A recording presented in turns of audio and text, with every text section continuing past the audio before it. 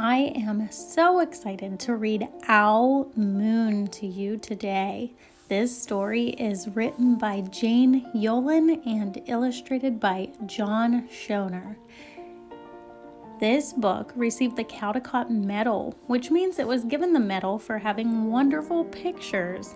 I always love reading this story every year in the wintertime. It tells a story of a family's tradition and the child experiencing their first time going owling with their dad. The pictures are amazing. If you have a chance to look through the book in person, I encourage you to do that because being online just doesn't do these pictures justice. I hope you enjoy listening to Owl Moon as much as I enjoy reading it. It was late one winter night, long past my bedtime, when Pa and I went owling.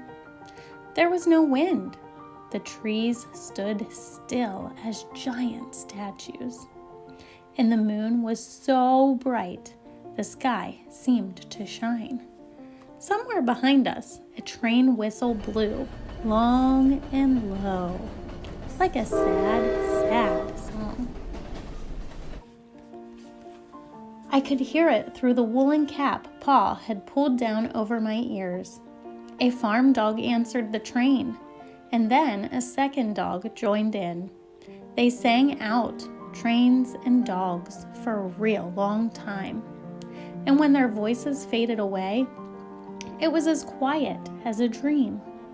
We walked on toward the woods, Pa and I. Our feet crunched over the crisp snow, and little gray footprints followed us. Pa made a long shadow, but mine was short and round. I had to run after him every now and then to keep up, and my short, round shadow bumped after me. But I never called out. If you go owling, you have to be quiet. That's what Pa always says. I had been waiting to go owling with Pa for a long, long time. We reached the line of pine trees, black and pointy against the sky, and Pa held up his hand. I stopped right where I was and waited. He looked up, as if searching the stars, as if reading a map up there. The moon made his face into a silver mask. Then he called out, "Hoo-hoo, hoo-hoo, hoo-hoo," the sound of a great horned owl. "Hoo-hoo, hoo-hoo, hoo-hoo." Again he called out, and then again. After each call he was silent, and for a moment we both listened, but there was no answer. Pa shrugged and I shrugged. I was not disappointed. My brothers all said, sometimes there's an owl, and sometimes there isn't. We walked on. I could feel the cold, as if someone's icy hand was palmed down on my back, and my nose and the tops of my cheeks felt cold and hot at the same time. But I never said a word. If you go owling, you have to be quiet and make your own heat. We went into the woods. The shadows were the blackest things I had ever seen. They stained white the white snow. My mouth felt furry, for the scarf over it was wet and warm. I didn't ask what kinds of things hide behind black trees in the middle of the night. When you go owling, you have to be brave.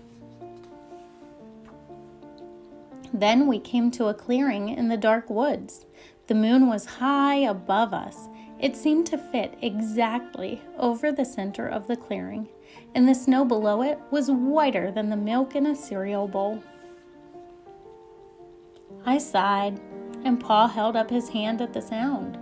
I put my mittens over the scarf over my mouth and listened hard, and that's when Pa called, "Hoo-hoo, hoo-hoo, hoo-hoo, hoo-hoo, hoo-hoo, hoo-hoo." I listened and looked so hard my ears hurt, and my eyes got cloudy with the cold. Pa raised his face to call out again, But before he could open his mouth, an echo came threading its way through the trees. Woo-hoo! Woo-hoo! Woo-hoo! Pa almost smiled. Then he called back, "Woo-hoo! Woo-hoo! Woo-hoo!" Just as if he and the owl were talking about supper or about the woods or the moon or the cold, I took my mitten off the scarf off my mouth, and I almost smiled too. The owl's call came closer from high up in the trees. On the edge of the meadow, nothing in the meadow moved. All of a sudden, an owl shadow, part of the big tree shadow, lifted off and flew right over us. We watched silently with heat in our mouths, the heat of all those words that we had not spoken. The shadow hooted again. Pa turned on his big flashlight and caught the owl just as it was landing on a branch. For 1 minute, 3 minutes, maybe even 100 minutes, we stared at one another. Then the owl pumped its great wings and lifted off the branch like a shadow without a sound. It flew back into the forest. "Time to go home," Pa said to me. I knew then I could talk. I could even laugh out loud. But I was a shadow as we walked home. When you go owling, you don't need words or warm or anything but hope. That's what Pa says, the kind of hope that flies on silent wings under a shining owl moon.